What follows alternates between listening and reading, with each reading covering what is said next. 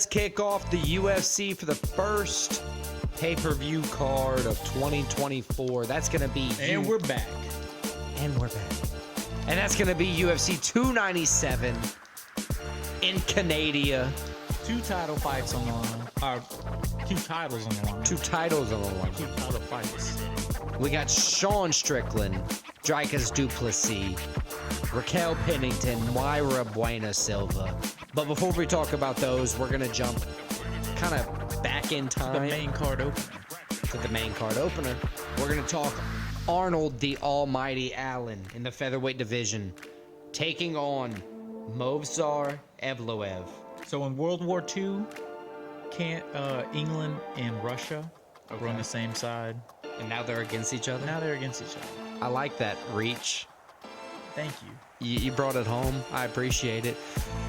I'll tell you this, the Russian's undefeated, 17-0. He's never 7-0 in the UFC. Never been beaten. He's got 3 KO victories, 4 submission victories. But you know what's an interesting point? And 10 decision victories. 7-0 in the UFC, 0 UFC finishes. 0 finishes.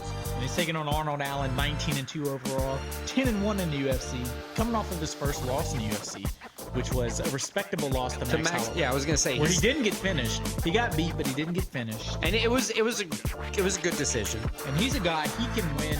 He gets finishes in the UFC. He gets knockouts. He gets subs. He gets decisions. So, although he has a loss, this is a very interesting fight. I agree. Look, Arnold 29 Allen, years old too, by the way, young guys. While Evloev, I gotta say that right a few times so I can get it right, is 17-0. Arnold Allen has KO'd the likes of Dan Hooker. He's figured out ways to get the job done any way he knows how with 7 KOs, 4 submissions. He has ways of getting decision victories, and that's 8 in his entire career. And he's never been finished. He's never been finished. He's only lost twice in his career by decision. Evloev, on the other hand, like we said, 7 straight decisions, no finishes in the UFC, but he's very patient and very accurate. He has a high takedown ability. He can hold you to the ground, and he does at least what we've seen in recent years in the UFC, he's done what the Russians do. He holds people down. He either wins by decision or he beats you until you can't take it and you give up the neck, or he knocks you out.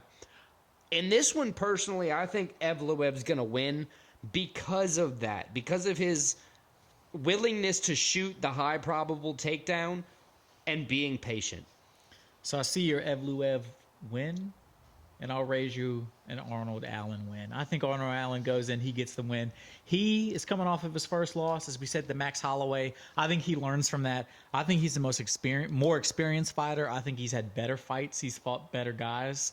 I think he comes in and gives Evloev his first career loss. I got Arnold Allen winning the fight. Man, so we're starting off the first pay-per-view, the first main card fight of the first pay-per-view with differing opinions. And let's see how the second one goes.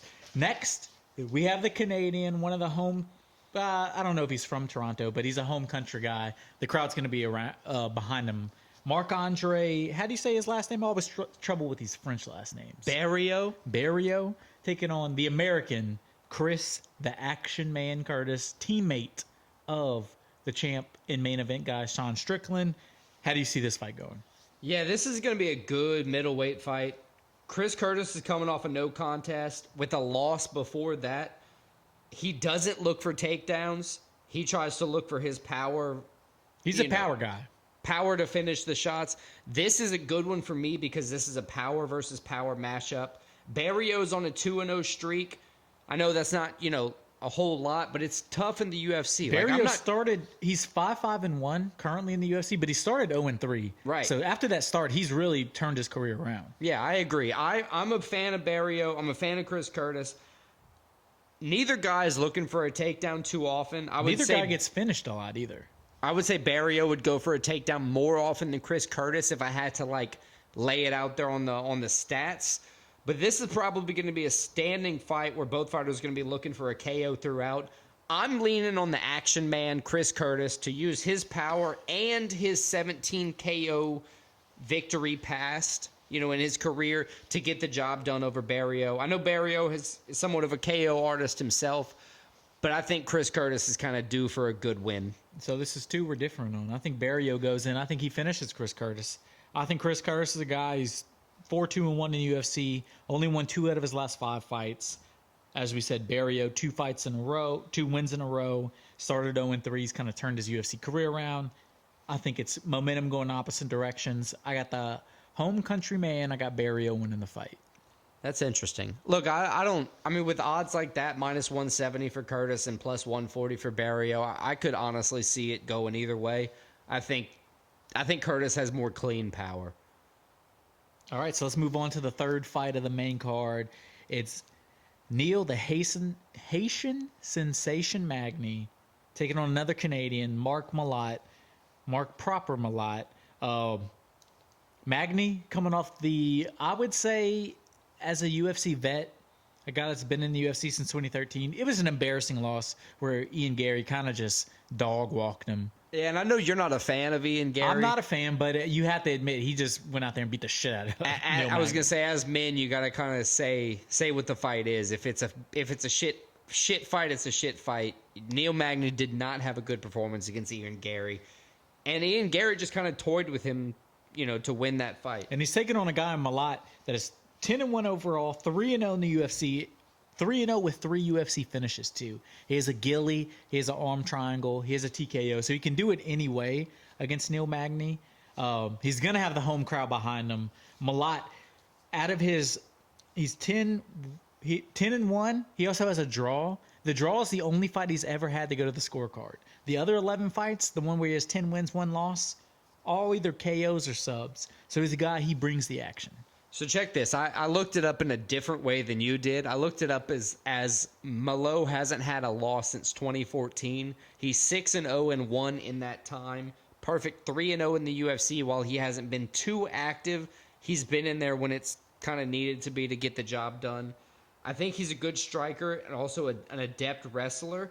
I think he has what it takes to get the job done, but maybe ring rust has a little bit of wear on him with a more active Neil Magny.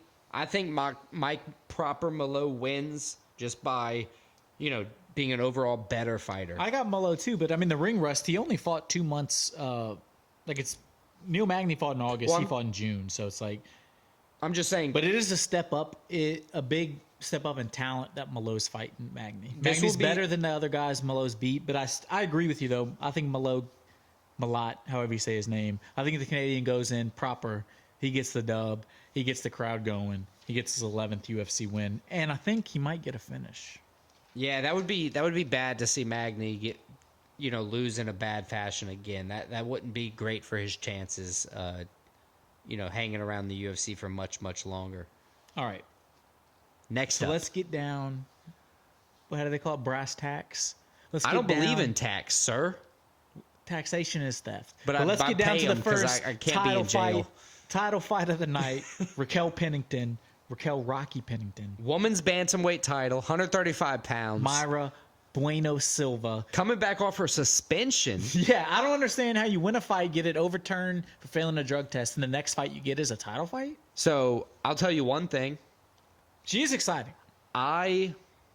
Last fight out, Mayra Bueno Silva beat Holly Holm. I had my money on Holly Holm. It was overturned to no contest. Well, FanDuel doesn't care. I said, hey, this was a no contest. And they said, no, she lost. It's not my fault the lady was on steroids. I was like, wow, that's crazy. So Mayra Bueno Silva is coming back off her 6-month suspension. She said it was a 6-month suspension in UFC is nothing. She said it was some cream, and I guess they kind of sided with her that it was probably some cream because it was only a 6-month suspension. No, that's just the usual, I think, for the first time you get caught. But Pennington is back. She's defending her 5-0 win streak. Yeah, 5 wins in a row. She's usually winning by decision, but she has the skills to keep the fight going. She can do the finish game if she needs. One thing about Pennington, though, she has won 5 in a row, but her last fight was exactly a year ago. And she doesn't fight that much. I think she doesn't.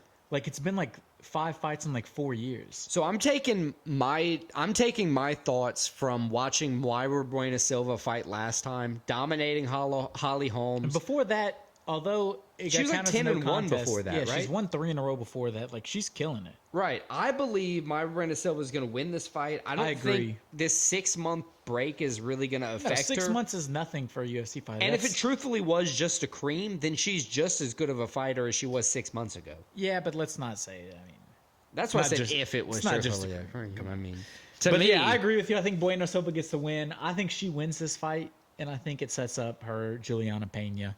Pena's already talking shit. Oh, yeah. And I don't really like Juliana Pena. Me neither. I'm not a huge fan. I did when she first beat Amanda Nunes, but then who was she booing for? And that Amanda really- Nunes when that Amanda was Nunes what it was. retired. Yeah. I was like, oh, when she's retiring, you're booing her? It's like, oh, you're just a hater. So we'll have plenty of time to talk about Pena, I'm sure, in the future. Let's move on to the main event. I think Sean it's the one Strickland. everybody wants to see. The Tarzan. It's actually Sean Strickland Du Plessis 2 after their fight in the stands a couple weeks ago. Yeah. That was the bare knuckle event in the UFC. Where Took was out that one? Whatever the last pay-per-view was, so the one in December. 296. It was Austin. It was the George Masvidal. No, it was Vegas. No, it was Vegas. It was the they went George Masvidal T-Mobile and did Arena. a street fight. Right. Middleweight division, defending his first time, Sean Strickland against Dricus, the white African Du Plessis. Yeah, this one, when they were trying to set up Dricus versus Israel, there was a lot of racial tension.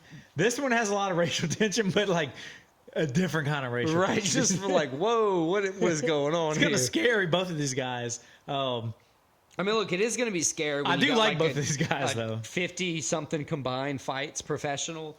Drake is 6-0 in the UFC. Strickland's won 3 in a row, including probably his best performance. Not even probably. He's coming off of his best performance ever, where he dominated Israel Adesanya in Australia. This is a big one because I wholeheartedly believe what Dean Thomas says. He says that fighters who win the belt, they get like 30% better. I think that is not like Sean Strickland's key to victory, but if you take that metric and put 30% better than what Sean Strickland just did against Israel Adesanya last time out, it's going to be a hard shot for anybody to beat him. I agree, but we just said Strickland coming off of his best performance probably ever. So is Du Plessis. Dricus.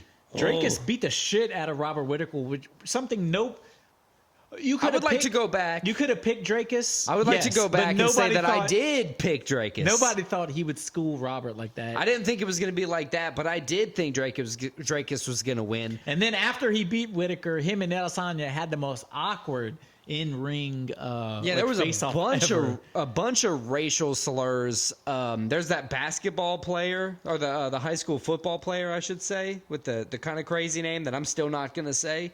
It was a bunch of that being thrown around. But Some Dricus, he can wild win. shit. Sean is a guy, he has some submission victories, but he's a guy that's going to walk you down, get in a boxing match with you. Dricus can do it either way. He Dricus can do is that, only or he gone- can take you down and choke you out. On top of everything else, coming out of, his last fight against Whittaker was his first fight post nose surgery, so he got his airways cleared up. Yeah, cardio helped a lot. Prior to that, he's only been to decision one time in his career. So he's been fighting bad, with bad airways the whole time. I still think Sean Strickland's going to win, but I think it's going to be a great fight. I got Dricus Du Plessis winning. I think he moves to 7-0. I think he gets the belt, and I think it sets it up for Dricus versus Izzy next fight. I think Dricus gets it done, though. Dude, we got a bunch of things different on this one. I like it.